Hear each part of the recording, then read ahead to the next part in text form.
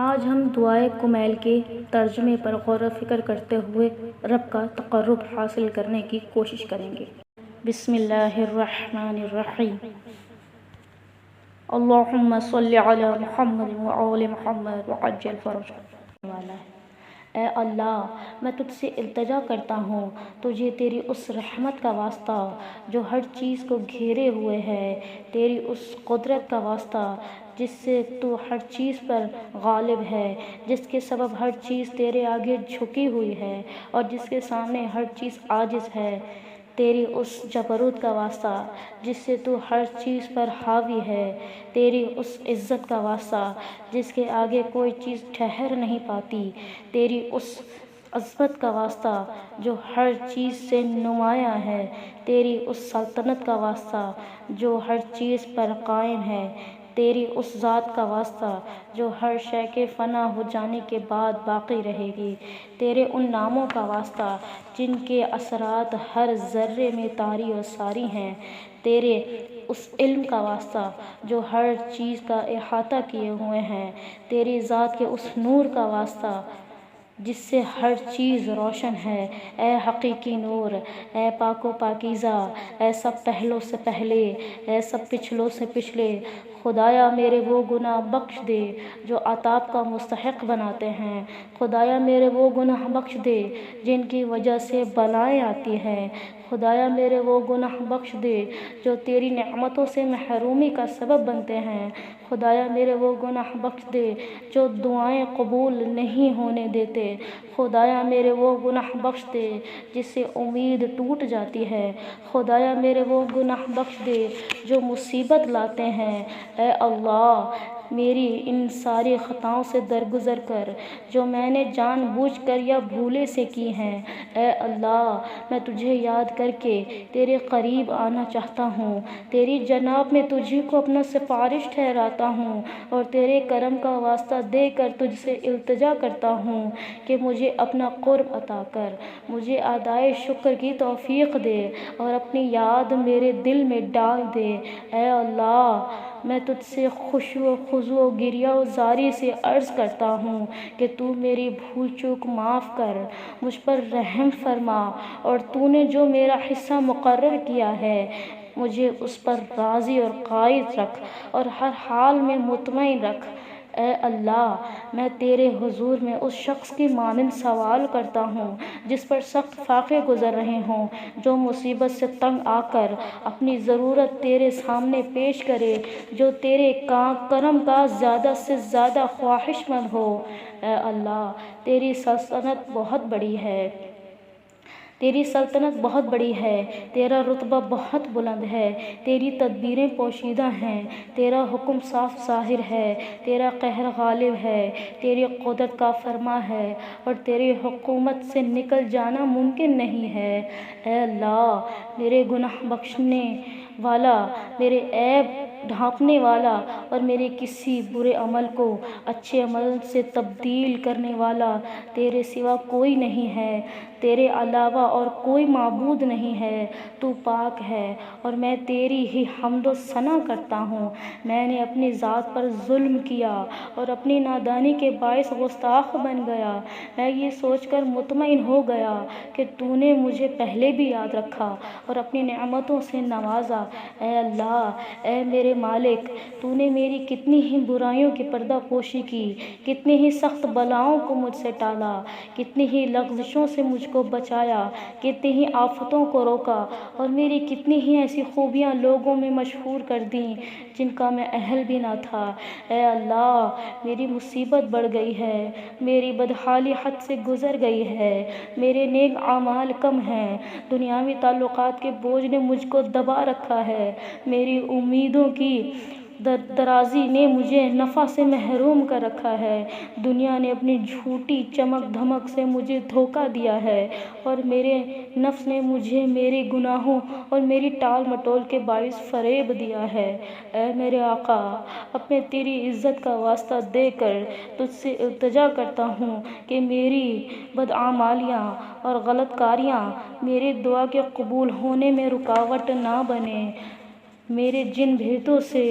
تو واقف ہے، ان کی وجہ سے مجھے رسوا نہ کرنا۔ میں نے اپنی تنہائیوں میں جو بدی برائی اور مسلسل کوتاہی کی ہے اور نادانی بڑھی ہوئی خواہشات نفس اور غفلت کے سبب جو کام کیے ہیں، مجھے ان کی سزا دینے میں جلدی نہ کرنا۔ اے اللہ، اپنی عزت کے طفیل، ہر حال میں مجھ پر مہربان رہنا اور میرے تمام معاملات میں مجھ پر کرم کرتے رہنا۔ اے میرے اللہ، اے میرے پروردگار، تیرے سوا میرا کون ہے جس سے میں اپنی مصیبت کو دور کرنے اور اپنے بارے میں نظر کرم کرنے کا سوال کروں۔ اے میرے معبود اور میرے مالک، میں نے خود اپنے خلاف فیصلہ دے دیا، کیونکہ میں ہوائے نفس کے پیچھے چلتا رہا، اور میرے دشمن نے جو مجھے سنہری خواب دکھائے، میں نے ان سے اپنا بچاؤ نہیں کیا، چنانچہ اس نے مجھے خواہشات کے جال میں پھنسا دیا۔ اس میں میری تقدیر نے بھی اس کی مدد کی۔ اسی طرح میں تیری مقرر کی ہوئی بعض حدیں توڑ دی اور تیرے بعض احکام کی نافرمانی کی۔ بہرحال تو ہر تعریف کا مستحق ہے، اور جو کچھ پیش آیا اس میں خطا میری ہی ہے۔ اس بارے میں تو نے جو فیصلہ کیا، تیرا جو حکم جاری ہوا اور تیری طرف سے جو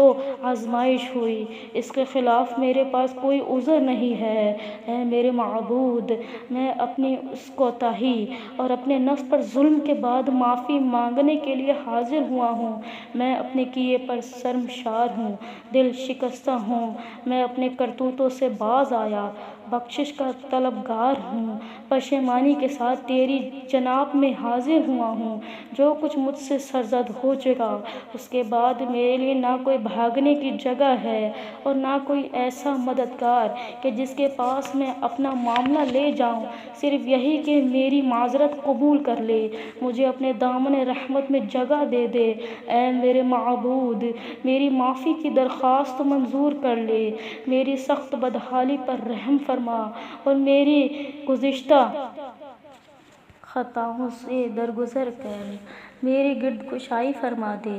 اے میرے پروردگار، میرے جسم کی توانائی، میرے جلد کی کمزوری اور میری ہڈیوں کی ناطاقتی پر رحم کر۔ اے وہ ذات جس نے مجھے وجود بخشا، میرا خیال رکھا، میری پرورش کا سامان کیا، میرے حق میں بہتری کی اور میرے لیے غذا کے اسباب فراہم کیے، بس جس طرح تو نے اس سے پہلے مجھ پر کرم کیا اور میرے لیے بہتری کے سامان کیے، اب بھی مجھ پر وہ پہلا سا فضل و کرم جاری رکھ۔ اے میرے معبود، اے میرے مالک، اے میرے پروردگار، میں حیران ہوں کہ کیا تو مجھے اپنی آتش جہنم کا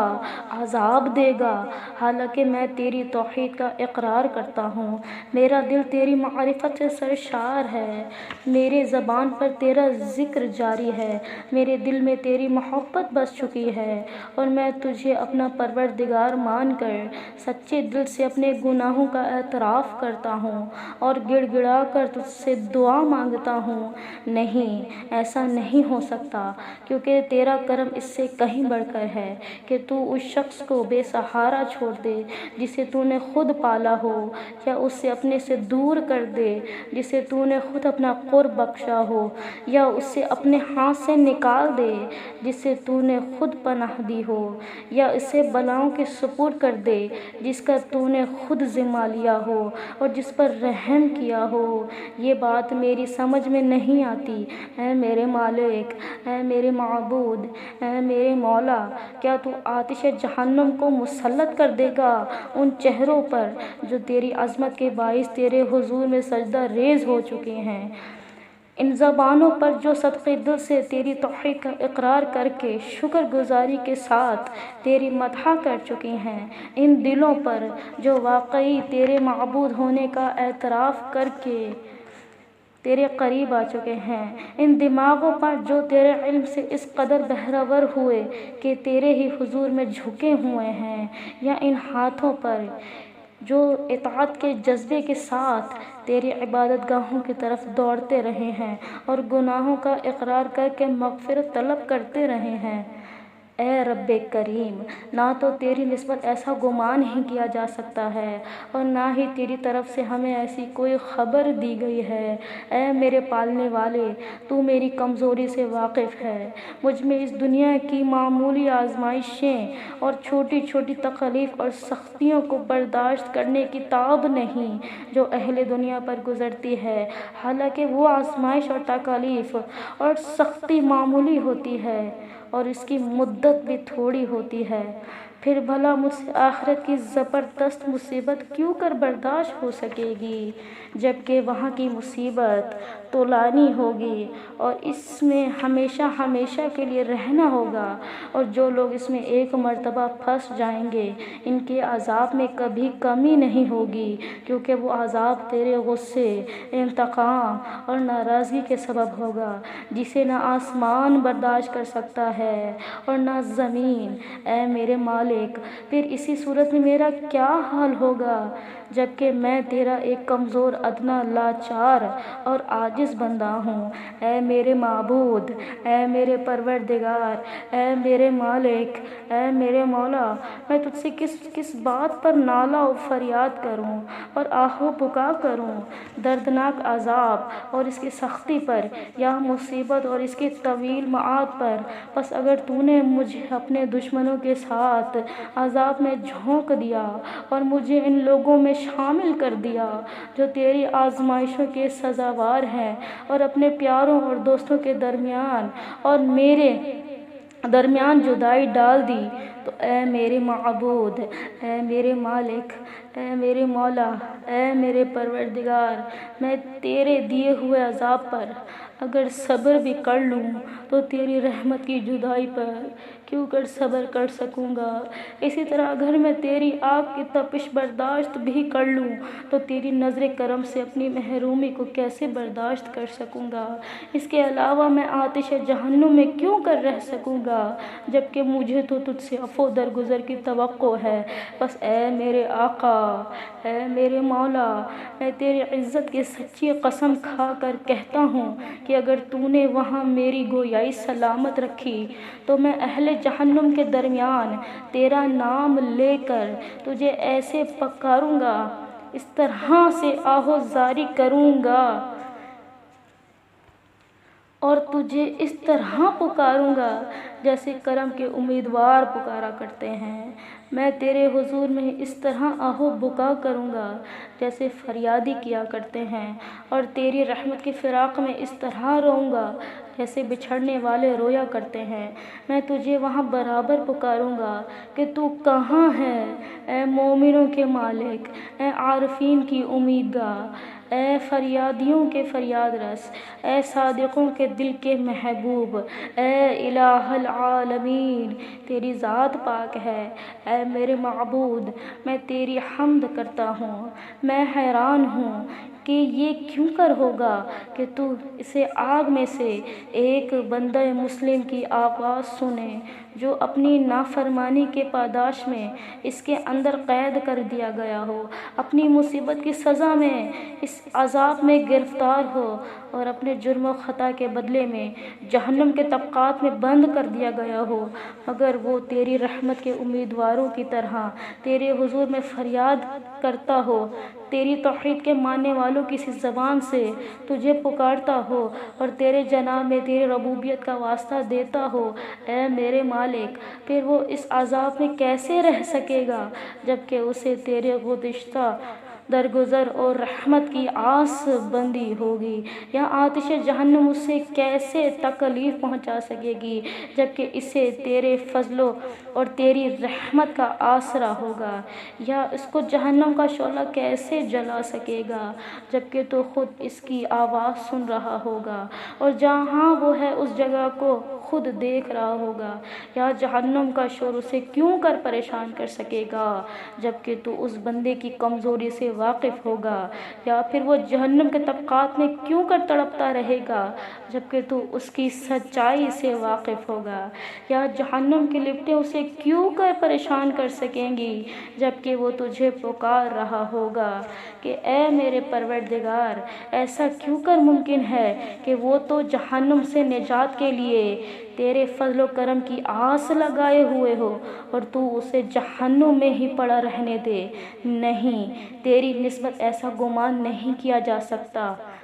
نہ تیرے فضل سے پہلے کبھی ایسی صورت پیش آئی، اور نہ ہی یہ بات اس لطف و کرم کے ساتھ میل کھاتی ہے جو تو توحید پرستوں کے ساتھ رواں رکھتا ہے۔ اسی لیے میں پورے یقین سے کہہ سکتا ہوں کہ اگر تو نے اپنے منکروں کو عذاب دینے کا حکم نہ دے دیا ہوتا اور ان کو ہمیشہ جہنم میں رکھنے کا فیصلہ نہ کر لیا ہوتا تو ضرور آتش جہنم کو ایسا سرد کر دیتا کہ وہ آرام دہ بن جاتی اور پھر کسی بھی شخص کا ٹھکانہ جہنم نہ ہوتا۔ لیکن خود تو نے اپنے پاک ناموں کی قسم کھائی ہے کہ تو تمام کافروں، جنوں اور انسانوں سے جہنم کو بھر دے گا اور اپنے دشمنوں کو ہمیشہ کے لیے اس پہ رکھے گا۔ تو جو بہت زیادہ تعریف کے لائق ہے، اپنے بندوں پر احسان کرتے ہوئے اپنی کتاب میں پہلے ہی فرما چکا ہے۔ کیا مومن فاسق کے برابر ہو سکتے ہیں؟ نہیں، یہ کبھی باہم برابر نہیں ہو سکتے۔ اے میرے معبود، اے میرے مالک، میں تیری اس قدر تعریف کرتا رہوں گا کہ جس طرح سے تعریف کرنے کا حق ہے۔ تو پس میں تیری اس قدرت کا جس سے تو نے موجودات کی تقریر بنائی ہے، تیری ان حتمی فیصلوں کا جو تو نے صادر کیے ہیں اور جن پر تو نے ان کو نافذ کیا ہے، ان پر تجھے قابو حاصل ہے، واسطہ دے کر تجھ سے التجا کرتا ہوں کہ ہر وہ جرم جس کا میں مرتکب ہوا ہوں اور ہر وہ گناہ جو میں نے کیا ہو، ہر وہ برائی جو میں نے چھپا کر کی ہو اور ہر وہ نادانی جو مجھ سے سرزد ہوئی ہو، چاہے میں نے وہ چھپا کر کی ہو یا اعلانیہ کی ہو، اسے پوشیدہ رکھا ہو یا ظاہر کیا ہو،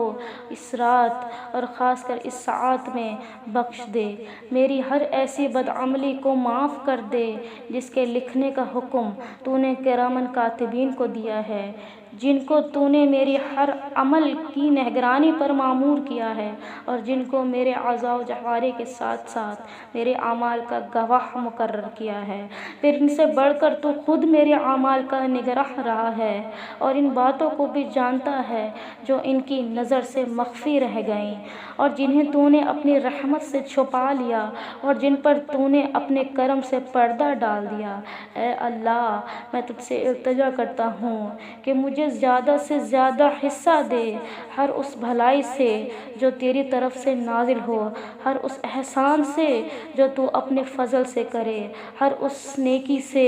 جسے تو پھیلائے، ہر اس رزق سے جس میں تو وسعت دے، ہر اس گناہ سے جسے تو معاف کر دے اور ہر اس غلطی سے جسے تو چھپا لے۔ اے میرے پروردگار، اے میرے پروردگار، اے میرے پروردگار، اے میرے معبود، اے میرے آقا، اے میرے مولا، اے میرے جسم و جان کے مالک، اے وہ ذات جس سے مجھ پر قابو حاصل ہے،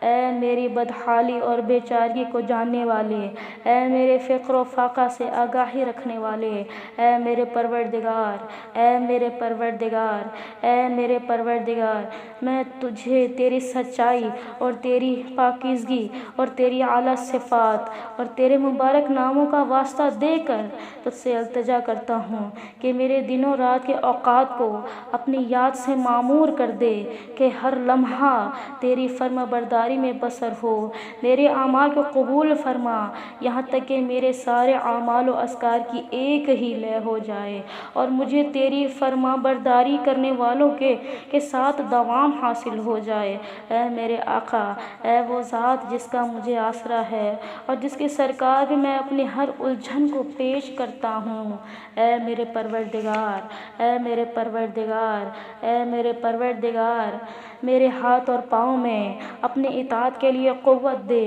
میرے دل کو نیک ارادوں پر قائم رکھ اور مجھے بخش دے